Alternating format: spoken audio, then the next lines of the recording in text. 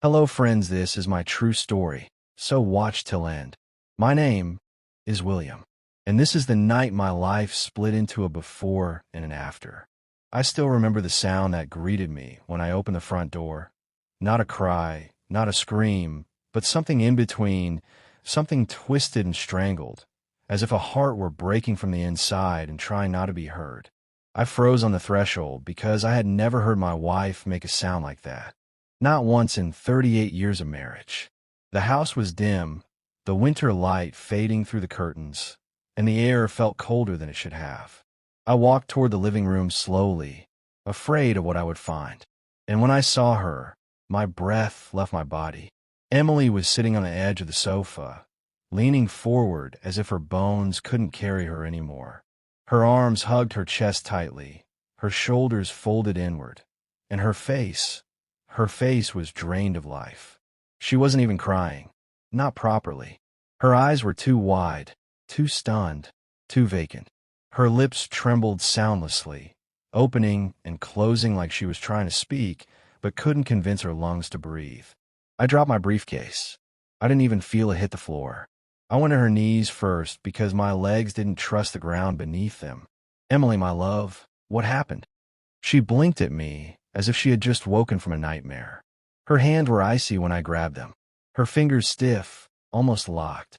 And when she tried to speak, all she managed was a broken, airless gasp, the sound of a soul too shaken to shape words. Fear crawled up my spine like a slow sickness. Before I could ask again, I heard footsteps from the hallway. Fast ones. Sarah appeared. My daughter, our only child, stood there with her phone in hand, hair messy, breathing fast. She tried to straighten herself when she saw me. Dad, I swear, she was already like this when I got here. I don't know what happened. Her voice was shaky, but not the way fear shakes. It reminded me of someone reading a line they had memorized. Something in her tone didn't match the fear in the room. She avoided my eyes. That was the first tear in the curtain, the first flicker of wrongness. But I didn't press her. Not yet. All I cared about in that moment was Emily. She was trembling so violently, I thought she might faint. I eased her down slowly, lifted her legs onto the sofa, placed a blanket over her shoulders. She tried again and again to say my name, her lips forming it, but the sound refused to come. Her throat only gave those small broken whimpers that sounded like a person resisting pain far deeper than the body. Sarah hovered. Too close. Too restless. She picked up objects, straightened things, made tea, moved in and out of the room like a shadow looking for a place to hide. The more she moved, the more uneasy I felt. When Emily finally managed a word, one shaky whisper, it pierced me. I'm afraid. I leaned closer. Afraid of what? Afraid of who? No answer. Just her trembling breath and her eyes begging me to understand something she didn't yet dare say. As I stroked her arm, I noticed a thin bruise on her wrist, faint, hidden under the sleeve of her sweater, but unmistakably a bruise, darkening at the edges. Fresh. My heart stopped. Sarah saw me notice. She probably hit herself, she said quickly. Too quickly. You know how Mom is lately. Clumsy. I turned toward her slowly. Not angrily. Not loudly. Just steadily. Sarah, I said softly. Did you touch her? The world held its breath. For a split second, just one, her expression cracked. A flash. Something between fear and fury. Then it vanished behind an offended gasp. Dad, how can you even ask me that? I would never hurt my mother. But Emily began crying harder. Not loudly, but the kind of crying that shakes the entire body. Silent, but devastating. I didn't argue. I didn't accuse. I simply held Emily and stared at my daughter without saying another word. Inside me, something fragile began to fracture. When the time felt right, I carried my wife to our bedroom. She clung to me with the terrified grip of a child during an earthquake. I helped her lie down, gave her the medication her doctor prescribed for her nerves. She closed her eyes slowly, trembling even in sleep. I kissed her forehead. Then I walked back into the hallway. Sarah was there, sitting calmly on the sofa now, scrolling through her phone like nothing had happened. Her legs crossed, her back straight, too composed. "Dad, I should stay tonight," she said without looking up. "You never know if she'll need something." Her insistence was wrong. It wasn't concern.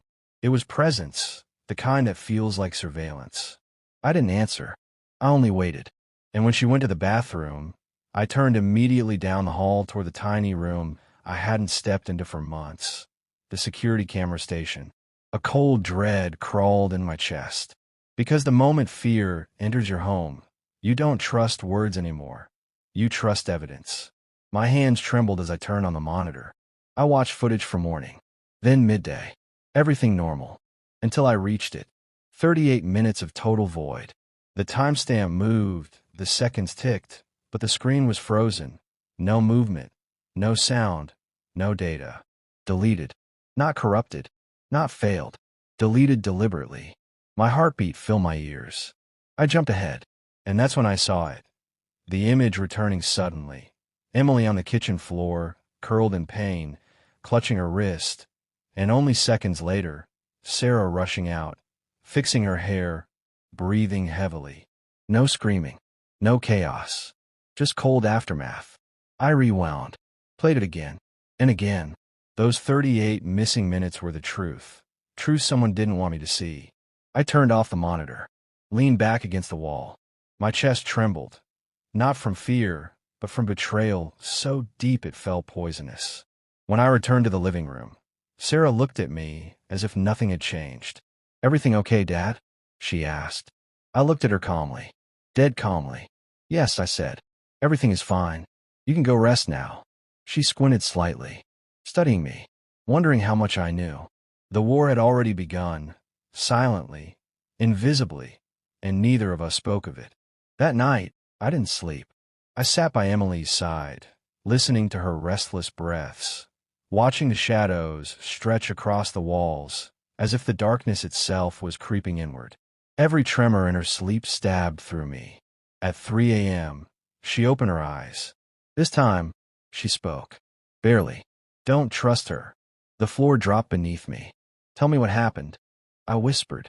"She forced me," Emily said, voice cracking. "She pushed me," yelled.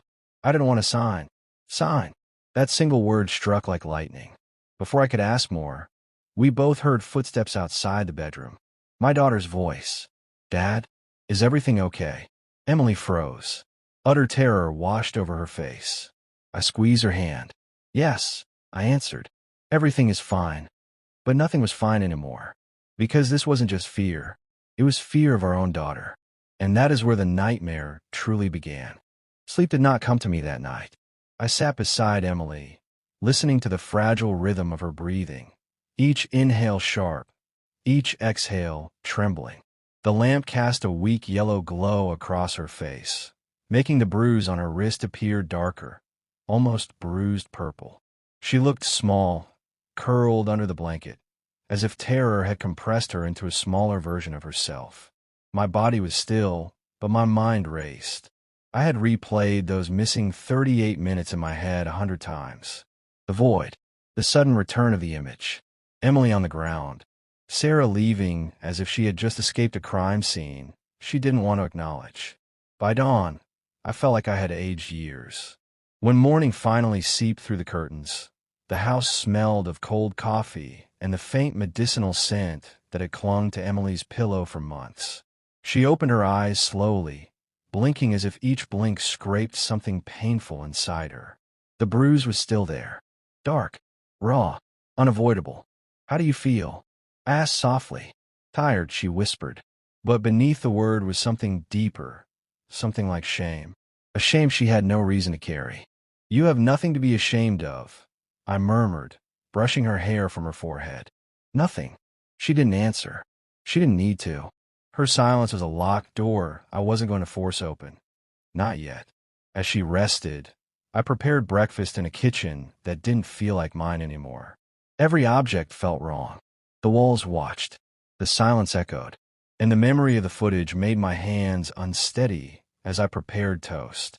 My thoughts wandered, painfully, to Sarah, my daughter, the girl I once held under hospital lights, so tiny that my wedding ring could slide over her wrist. The child who used to run barefoot through the house with her laughter echoing from wall to wall. The teenager who made mistakes, but always came home to us afterward. The young woman who had wept through heartbreaks and failures, and whom we always welcomed back with open arms. How does someone you love become someone you fear? When Emily finally sat at the table, her hands trembled as she lifted her cup. She barely drank.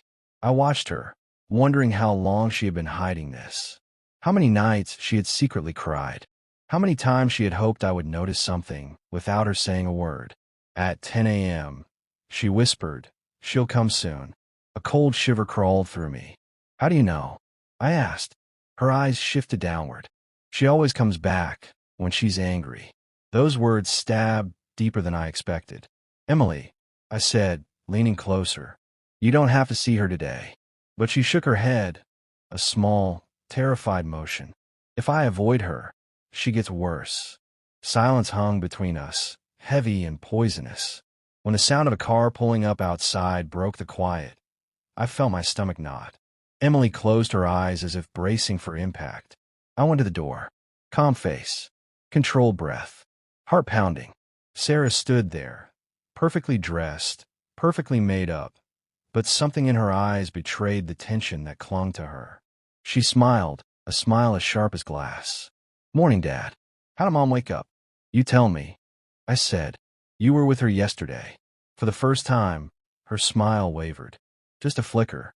She walked in without waiting to be invited, a habit she had grown comfortable with, a habit that suddenly felt invasive. She placed her purse on the kitchen table, her fingers brushing it protectively, possessively. She moved through our home like someone staking claim to territory, not visiting family. "Dad, don't exaggerate," she said, opening a cabinet without asking. "Mom gets emotional over small things lately." "A small thing doesn't leave bruises." The sentence landed like a stone in still water. She froze, only for a heartbeat. Then she turned, slow and controlled, her expression hardening. "What are you talking about?" "Her wrist," I said. Silence. The kind that feels like the whole house is holding its breath. Then, with an irritated sigh, she said, "Dad, Mom bumps into things all the time. You know she's always been clumsy." But I had lived with this woman for nearly 4 decades. I knew every freckle, every habit, every scar. She wasn't clumsy. Not like that. Not bruised from fingers clumsy. "She's never had bruises like these," I said quietly. Sarah's jaw tightened. Her eyes flickered. Anger, fear, annoyance all tangled. "If you want to pick a fight," she snapped, "I might as well leave." "Not yet," I said. Her whole body stiffened. "What's this about?" she demanded. "About the papers you made her sign." Her eyes widened, a crack in the armor. "What papers?" she whispered. "Don't pretend." "She said the word last night. Sign." A flash of panic. Then she smirked. "You misheard. It was nothing. A bank form." Mom gets confused. Then why was she crying like she was being tortured? Her mask slipped again, just a moment, but I saw it. This wasn't confusion. This was guilt fighting to hide. She turned toward Emily, who was standing at the bedroom doorway, pale, trembling. "Mom," she said sweetly, "Dad is confused. I told you this would happen if you stopped taking your medication." Emily's shoulders shrank inward. Her eyes fell to the floor. My heart twisted. "No one is confused," I said. That was when Sarah snapped. "You two can't handle anything anymore," she shouted. "I am trying to protect what little you have left, and you treat me like the enemy." "The only thing I'm losing," I said, "is you." The house fell into a thick, choking silence. Sarah paced like a trapped animal. Emily stood frozen at the doorway, trembling between fear and shame.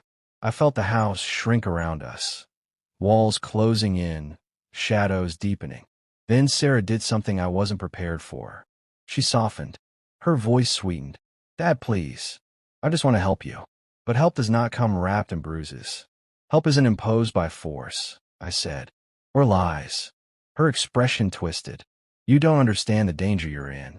If we don't sign soon, you'll lose everything." "Lose it to who?" I asked. She said nothing. The silence was louder than any confession. She grabbed her purse, walked to the door. paused. I'll come back when you're calmer.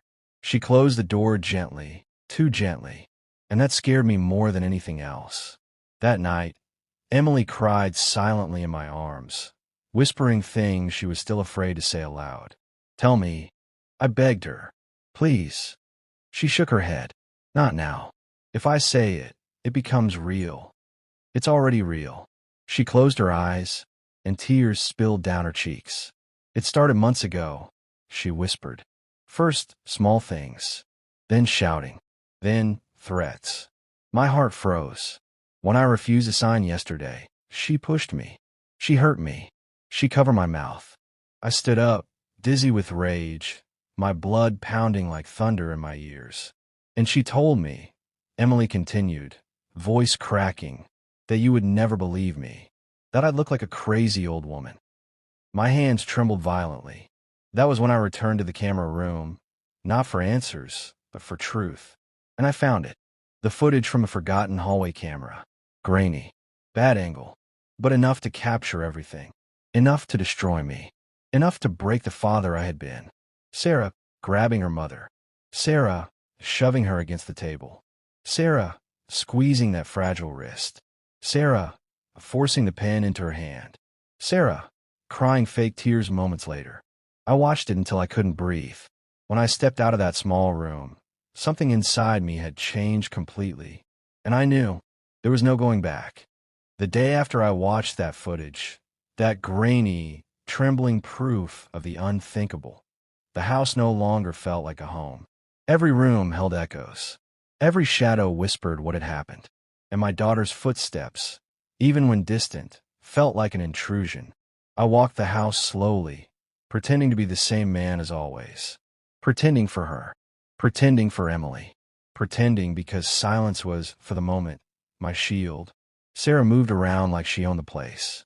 She opened drawers she never used to open. She checked cupboards. She walked with the confidence of someone who believed nothing could touch her. Not law, not consequence, not truth. Meanwhile, Emily drifted like a ghost. She flinched at every sound. She walked with her shoulders hunched, lips trembling, eyes lowered. When Sarah entered a room, Emily seemed to fold into herself. When Sarah left, she breathed again. It broke something inside me to witness that. By mid-afternoon, Sarah stepped out for errands. The moment the front door closed, I felt the whole house exhale. I went straight to Emily. She was by the window, staring outside as if expecting a storm no one else could see. Now, I whispered, standing beside her, you can tell me everything. She closed her eyes slowly, not in refusal, but in exhaustion. When she finally spoke, her voice was cracked like dry earth. I saw in your eyes this morning, she whispered. You know, I didn't answer. I didn't need to. She covered her face with both hands. Her shoulders shook. I didn't want you to see it that way, she cried softly. She's your daughter. That hurts more than what she did to me. Her words cut deeper than she knew. I knelt beside her, placing my hand over hers. Silence only protects her. Not you. Not us. Emily trembled. She said everyone would believe her.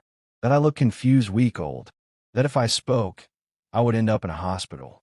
Alone. My heart clenched so hard it hurt. That is violence too, I said. Fear is its own kind of bruise. She swallowed hard. She made me sign things. At first small papers, then bigger ones. Yesterday, she wanted a power of attorney. Everything. I felt something inside me ignite. A fire cold and merciless. And the papers? I asked. In her purse, Emily whispered. She keeps them there always. Of course. That purse she guarded like a treasure chest. A chest of stolen lives. I held her hands firmly. From now on, you will not speak to her alone. You won't answer her questions. You won't sign anything. You only trust me. Do you understand? She hesitated, just for a heartbeat. Then she looked at me with a kind of fragile courage. Okay, she whispered. It was the bravest sound she had made in months. When Sarah returned, she brought fast food as if we were one big happy family. She sat at the table and talked about trivial things, forcing smiles, forcing normality. Her mask was impeccable. unless you'd seen what I'd seen. I watched her. Every hand gesture, every glance, every breath. She was confident, too confident. Tomorrow, she said suddenly, looking at Emily, we're going to the bank. We need to finish the paperwork. Emily lowered her gaze immediately. Fear tightened her throat. I don't feel well, she murmured. Not today. Sarah's silverware clattered against the table. This cannot wait, she said sharply. Dad cannot manage these things anymore. I can, I replied calmly. She turned toward me with thinly veiled contempt. It's not about you, Dad. It's about responsibilities you can't handle. I said nothing. I only watched her. A daughter, once fragile in my arms, now venom on two legs. That night, sleep escaped us. Emily jumped at every sound. I checked the hallways 3 times. The walls felt too thin, the air too cold. When she finally drifted into restless sleep, I went to the camera room again. I copied the hidden recording onto multiple drives, one in my jacket, one under the mattress, one hidden in the garden in an empty jar. Paranoia? No. Preparation. People do terrible things when they start losing control. The next morning, Sarah was already dressed, purse in hand, eyes sharp. Today is the bank appointment, she said. Let's go. We're all going, I replied. She blinked, surprised. Dad, you don't have to. I'm coming. She smiled, but only with her mouth. Her eyes told the truth. She was unsettled. Good. Fear is the only language some people understand. The ride to the bank was suffocating. Emily sat behind me, her hands cold on her lap. Sarah drove with one hand on the wheel and one on her purse. Always that purse. When we arrived, she led us through the bank like she belonged there. She greeted an employee by name. That detail twisted something inside me. She'd been coming here more than we knew. We were led into a small office. The employee placed a thick folder on the desk. Total power of attorney. Asset management. Legal representation, she said. Emily's breath caught. I placed my hand on hers. Before signing, I said, I want to read every page. Sarah froze. The mask cracked. Dad, this is unnecessary. Not with you. I cut in. With the bank. Silence. Thick. Heavy. I read every page slowly. My heart hammered. My hands didn't shake. When I finished, I closed the folder. We're not signing anything. Sarah's chair scraped back violently. You can't do this. No, I said. You can't. Her face drained of color. You don't know what you're talking about, she spat. I know everything. For the first time, fear flickered in her eyes. When we left the bank, something inside her broke. In the parking lot, she collapsed to her knees. Don't ruin me, she begged. Dad, please. Emily stood beside me, trembling. I didn't shout. I didn't curse. The future is not secure by destroying the people who gave you life. Emily looked at her daughter for the last time. I raised you to love, she whispered. But today you broke me. We walked away. Sarah remained behind, kneeling, crying, defeated. But I knew something she didn't. Defeated people are dangerous people. And she wasn't done yet. The night after that scene in the parking lot felt heavier than the rest. Emily slept only in fragments, trembling, whispering, waking with a start every time she thought she heard Sarah's voice echo somewhere inside the house. I checked the halls, the windows, the doors, over and over. Nothing. Only silence. Only dread. But dread makes its own sound. The next day, while the morning sun crept slowly through the curtains, I sat beside my wife and held her hand. I could feel the tremor running through her bones. Fear leaves a residue on people. It does not go quietly, not when it comes from your own child. By noon, I received a notification from the bank. Someone had tried again to schedule an appointment using Emily's information. Sarah. She wasn't giving up. She was regrouping. It wasn't anger I felt. It wasn't even surprise. It was something colder. A realization that she would never stop until she broke something. Us, the house, our lives, or herself. I understood then that silence was no longer protection. It was permission. That afternoon, my brother arrived with a lawyer. A young man with eyes that had seen too much and patience sharpened by years of listening to broken families. He sat at our dining table and listened as I told everything. Every detail, every bruise, every threat, every lie. Then I showed him the recording. My brother covered his face. The lawyer leaned forward, his voice low. "This isn't just family conflict," he said. "This is violence, coercion, and premeditated fraud." Emily cried silently, as if every word carved into her. "What will happen to her?" she asked, voice trembling. "That," the lawyer said gently, "depends on what she chooses to do next." The plan he described required precision and calm. Calm I did not have, but I forced it. We needed Sarah to expose herself completely. We needed her words recorded. We needed her intentions spoken without disguise. I called her that evening. "Daughter," I said, my voice carefully tired, "we need to talk. Just you and me." She hesitated. Too long. Then, in a softened voice, she said, "About time, Dad. This fight is useless. Come tomorrow," I whispered. "Your mother is unwell. It will be only you and me." She agreed immediately. Tomorrow. Tomorrow she would enter the house as a daughter. She would leave it as something else. The next day, the house felt like a stage awaiting a final act. I hid the recorders. One beneath the couch, one on a shelf. The secondary hallway camera was already running. I checked everything twice. 3 times. Emily held my arm at the door.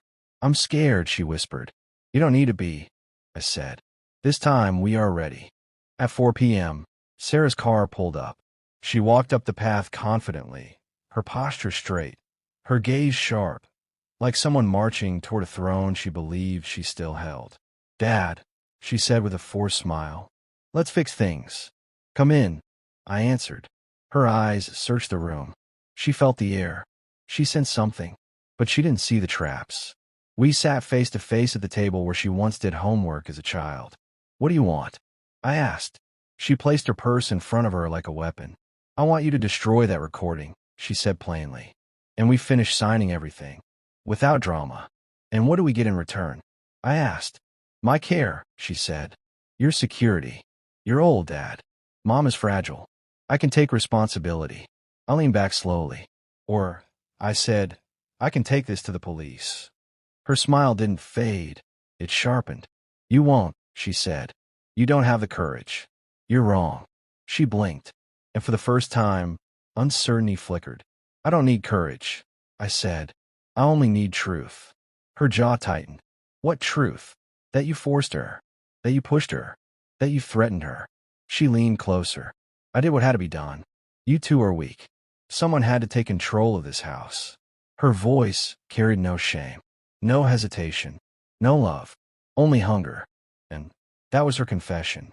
I placed the memory drive on the table quietly. "Everything you just said," I whispered, "is recorded." Her face drained of color. "That's illegal," she gasped. "No," I said calmly. "Illegal is what you did." She jumped from her chair, reaching for her purse, for the stolen papers, for power. But before she could take a step, the back door opened. Police officers entered. "Sarah Williams," one of them said firmly, "you are under arrest for domestic violence, coercion, document forgery, and attempted financial exploitation." Sarah screamed. "No, no, you can't do this. Dad, please." She fought like a cornered animal. Her hair came loose. Her voice cracked. Her eyes filled with the same tears I had once believed were genuine. "Dad," she sobbed, "I only wanted to help." But the truth was no longer hers to twist. "You started this," I said quietly, "when you laid a hand on your mother." Her face crumbled, not into innocence, but into defeat. The officers took her away. Her screams echoed down the hallway. Echoes I knew would haunt the walls long after she was gone. The silence that followed her removal was suffocating. Emily was trembling when I returned to her side. "She's gone," I whispered. "She can't hurt you anymore."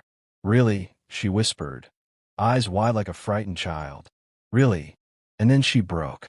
A deep, guttural cry tore out of her. Not fear this time, not pain, but release. A cry that drained months of humiliation and terror. I held her as she shook against me. Fear doesn't disappear in a moment, but truth is stronger. 2 days later, we were called to court for the preliminary hearing. Inside the courthouse, Everything felt sterile. Cold floors, cold walls, cold light. But our reality was burning. When they brought Sarah in, handcuffed, her steps small and uneven, my throat tightened. She was no longer the daughter who raised her voice. She was no longer the woman who controlled everything. She looked small, broken in a way she chose herself. Her eyes met mine briefly. Not anger, not hate. Just why? The hearing was brutal. The recording played on a large screen. Gasps filled the room. Emily squeezed my hand so hard her fingers went cold.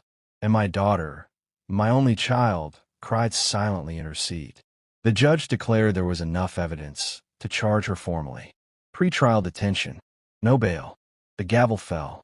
It felt like a heart being sealed shut. Weeks passed. Therapy began for Emily. The house slowly regained its softness. The shadows retreated. Coffee smelled sweet again. The garden felt alive again. And my daughter stayed behind bars, facing consequences she built with her own hands. The final trial was devastating. Emily testified, voice trembling, but steady. I testified, every word costing me. Experts spoke. Documents were exposed. The judge returned with a decision. Guilty. Guilty of violence. Guilty of coercion. Guilty of fraud. Prison time. The paper she forced Emily to sign, annulled. Sarah cried as they took her away, her gaze shaking when it met mine. Not hatred, not anger, just a hollow, broken question. Dad, why? But justice is not a betrayal. Justice is the consequence of one. When the courtroom doors closed behind her, Emily leaned into me. It's over, she whispered. Really over. I held her tightly. Yes, I said. It's over. Not a happy ending, but a necessary one. And sometimes necessary is all life gives us. Months later, as we sat in our small garden, the same one where our daughter once played, Emily placed her hand on mine. If you hadn't come home that day, she whispered, I wouldn't be here. And if you hadn't found the courage to speak, I answered, I would still be blind. The sun warmed our faces. The house felt like ours again. We had lost a daughter, but we had saved each other. And sometimes, in the darkest corners of life, that is the victory that matters. If you've stayed with me until this final breath of the story, then you already know some storms don't roar with thunder. Some storms walk quietly into your home, wearing the face of someone you once trusted. And when they break you, they don't use knives or fists. They use the weight of your own love against you. I wish I could tell you we healed completely. I wish I could say time stitched every wound closed. But the truth is simpler, colder, more human. Some cracks remain forever. They remind you of what you survived and what you'll never allow again. What mattered is that we found our way out. We pulled ourselves from a darkness that wanted to swallow us whole. And if you're listening to these final words, wherever you are in the world, remember this. Betrayal can come from blood, but so can strength, so can survival, so can rebirth. This was my story, and if it touched something inside you, stay safe, take care of your heart, and never ignore the silence in someone you love. Sometimes, silence is the only scream they're able to make.